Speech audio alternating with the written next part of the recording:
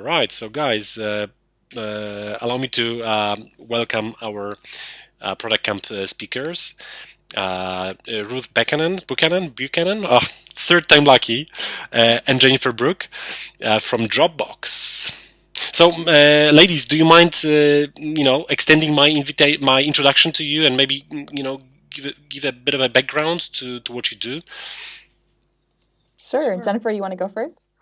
Yeah, I'll kick it off and then I'll pass it to Ruth. So again, my name's Jennifer Brook. I work as a staff researcher inside Dropbox.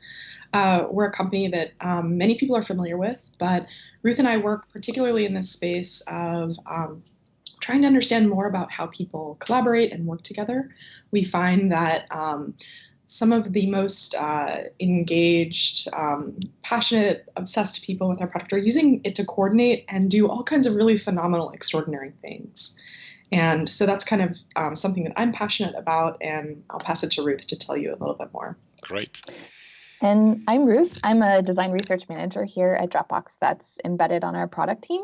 And so some of the things that I get to do is help teams figure out strategies for approaching new, undefined, ambiguous areas, and then also help us push on our methodology a little bit. So something Jennifer and I have been exploring are ways to bring customers and our teammates, basically people who are not designers, into our design process and design solutions together instead of come up with something and then get someone's feedback on it. So terrific. So it seems like you're not only looking at a regular daily use of Dropbox, but also looking into the future in a way. Yeah. Very much Exactly. so. Okay. Yeah. Brilliant. And a lot of the work that we do is actually about that. We don't necessarily narrow the focus of our inquiry to just how people use the product now, but it's a much wider lens around just the context of collaborative work and how people are trying to work day to day. Okay. All right. So let me start with the first question, and that is the like question. So, what have you discovered recently that you found particularly interesting or somehow engaging? It's a strategic tea drink. I'll go first. So I would say one of the things that I think is particularly exciting is, and this is sort of like the flip side to one of my dislikes, but lately I've seen the design community really looking hard at its responsibility in creating a more equitable, a more just place to live. And so some examples of this is I've seen some folks get together and talk about the ethics and the implications of like artificial intelligence or emergent technologies. We're looking much harder at systems like, I mean, even something as basic as like creating tools for attention and getting really critical about what are we asking of people? Is it really better for people to have something that's tugging on their attention multiple times a day? And so not just looking at our role as designers as creating something new, but creating something new that creates a better context and a better place for people, whether it's get work done or interact with their community or things like that. And so I think that's particularly exciting, and I'm starting to see that percolate a little bit in some design communities I'm with. Cool. What about you, Jennifer? Oh my gosh, that's such a good answer. I think maybe related to that is, and again, the sort of the flip side of the like unlike is, I think for a long time we've held a kind of unhelpful myth of the designer as Rockstar, the designer as the solo practitioner. And I think something that's incredibly exciting to me is seeing the conversation widen around that and recognize that design is inherently a team sport and it's inherently about serving each other and serving people out in the world who are using the things that we're making, who we want to use what we're making. And so I think that we're widening the conversation to include more voices and sort of see something that's always been there, but that we haven't really made space to have a conversation about is super exciting to me. And I think one of our motivations for Ruth and I kind of doing this work together is to sort of continue to raise that visibility, that that's very true for our work and that it involves sometimes dozens, hundreds of people to even make the things that we're making. Yeah, for sure. And I mean, it's obvious why you as researchers are raising this particular point, because I suppose you touch the user and sort of can look at the problem from sort of outside in, as opposed to inside out, which is mostly the single person sort of dictating what the vision should be, and hoping that vision would fulfill. But again, like your answer also brought me something else to mind, and that is that Rockstar vision showed in that Netflix thingy on designers, that is basically showcasing each individual designer. I'm talking the show called Abstract. I'm not sure if you've seen that. Oh, I haven't seen it. Yeah, so it's I've it's only an seen a interesting one, couple. but basically showing I suppose a sort of career highlight of a particular designer in a different industry. But a big criticism for that show was that it's showing designers as these rock stars, and sort of like omitting the fact that it wouldn't be for if it wouldn't be for their team, they would not be these rock stars in a way. Yeah. Absolutely, absolutely. And I don't know if this kicks off the dislike part of the show. Yeah, let's talk about that. If we're still on the like, but I think I think a lot about that that criticism in a question of like we know that design is about trade-offs, and I think it opens a great question like at what cost does it take to actually elevate somebody as a rock star, and the cost that it takes is it takes erasing all of the other voices, all of the other hands, all of the other people that have worked to contribute to making that thing, and I think it's a cost that we're no longer willing to pay. And, I feel incredibly passionate about that. And it's something that we're in dialogue around about how do we share credit? How do we expand the circle of attribution? And I don't think we necessarily have models for this. I think we can take analogs from other industries. So I think filmmaking is a really incredible industry for this reason. Yeah, the credit roll at the end, I always stay to watch, mostly just to be overwhelmed by one, how meticulous credit and attribution is within that industry, and how many people it takes to make a film. No, indeed, and that's a great analogy. But on the other hand, like, first of all, like the credit roll is nice, but the truth is that not enough people stay in the cinema or stay in front of the TV sets for that credit roll. That's first thing. And secondly, the movie director is usually evangelized. So I mean that was a great example, but despite of having that credit roll, you still have the authority of a director in a way. Yeah, unfortunately. I mean, but maybe that is a good thing. I don't know. Yeah, and it's not a perfect analog in that way, and I think product design isn't film. It requires a very different mindset, a different kind of way of working. But it's interesting to look around and say, what are the other industries or spaces that have been kind of grappling with these questions, and how are they solving them? The credit roll is one way. Yeah, but no, I'll think about it. Maybe I'll find some other analogies. So maybe when I meet you at ProductCamp, I'll share some my observations about that as well. All right, and Ruth, what about you? A flip side for you? Ooh, a flip side. I'm trying to think if I should take one of my likes and turn it, but not necessarily. I mean, you can take anything really out of your dislikes.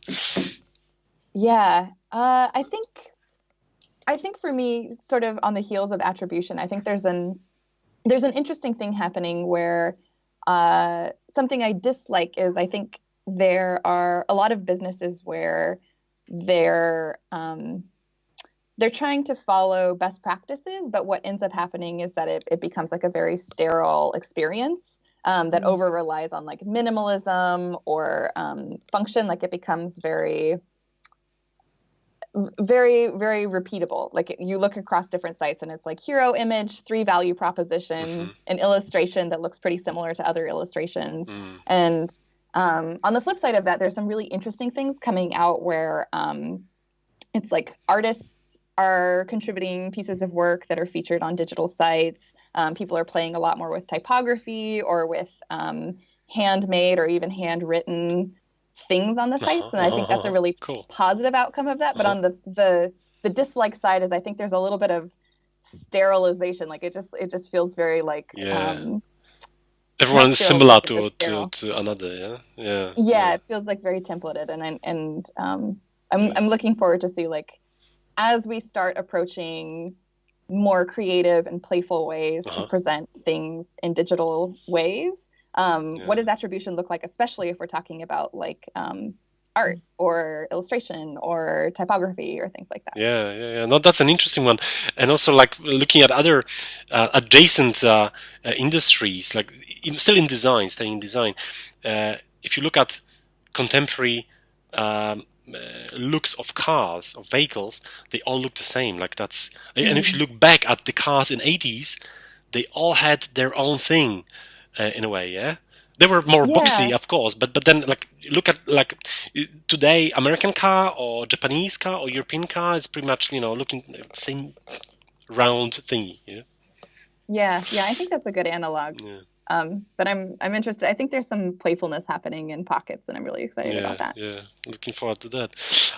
Okay. And my final question really is, I'm really curious of what you think about, in your mind, what is that one thing that you believe in, that might not necessarily that belief might not necessarily be shared by your colleagues in the industry. Can you find that one thing? Do you want to go first, Jennifer, or you want me to go? All right, I'll go first. So, I think for me, the big one is around this idea of possibility. And I think it's really easy to take for granted the world that we live in and all of the choices, the millions of choices that have been made to shape our environment, to shape the way we live, the things we do. And I think something that it's easy to forget, even if you're a designer and work in design, is that all of that is up for grabs. Like we don't have to live with the choices that people have made in the past that we're now kind of playing out. Um, and maybe another way to put this is that technology has a place in this, in that when new technologies are introduced, they're not as sophisticated. And so they demand humans to shape to the technology. Mm-hmm. And so an example of this is the way that we work and the way that we use computers is very much shaped to the way that computers sort of emerged and evolved. And we're starting to see that. There are researchers that have worked in the space for a long time. Mark Weiser in the 1980s sort of coined this idea of calm technology. And he predicted that as our technology evolves, the ideal is for it to sort of slip into the background of our life. And we're in this moment or in this interesting precipice where that's starting to happen. And I think we need to step up and reimagine so many things in our world because they're not inevitable. Like that I look at a computer every day to do my work isn't necessarily the way that it's going to be in 20 years. And to make sure that we're not getting stuck in smaller thinking and narrow focus, and just inviting people into that idea that our work is about possibility, about adventure, and about reimagining. Mm-hmm. Okay. Ruth? I would say, for me, something that's obvious to me is that we've solved a lot of design problems in the last couple of decades. Like, we know how to make forms, we know how to make websites, we know how to do like a lot of these things are kind of worked out. And I think there are a lot of other problems that we haven't yet approached, that are a lot harder. And so what's obvious to me is that we need so much more participation from places that we might not be looking. And so Okay. one example of this is in Silicon Valley. I feel like we get pretty excited when we're like, oh, they've worked at Google, they've worked at Facebook, they've worked at Amazon. Like, this is a top-notch designer. Yeah. And I feel like what's obvious to me is that that might not be the case. Like, you might need someone that has a radically different background. Like, maybe they've been in service design, or maybe they've been an artist, or maybe they've been a professor or something like that, because a lot of the problems that we have to solve now are pretty complicated, especially when we're talking about negotiating the role that technology plays in our lives, and the relationship that we have between the tools that we use and the lives that we want to live. Those are not as simple as figuring out, like, how do we put an overflow menu together, or how do we design like a splash page? It's a lot more complicated, and I think it really requires bringing people in and voices that we haven't heard before. Yeah, for sure, and definitely inviting people from other fields of life to the industry. So not necessarily looking at people who are who have a predictable curriculum behind them, as in Mhm. looking at their CV and it's very predictable. A design school and a stint at this company, like you said, and it looks like it's a promising person. It might be a promising person, but we might be losing out on totally different people. Like I've had it's funny, but I've had experience of hiring designers, to be designers, I should say, who used to work in selling cars or Mhm. totally unrelated fields, and these people turned out to be great designers. So it's definitely not restricted to folks who are born designers, so to speak. Mhm. I myself, I finished a business school. I was definitely not a designer before. So yeah, cool. Thank you. Look, I'm definitely looking forward to catching up with you in person in June in Gdynia.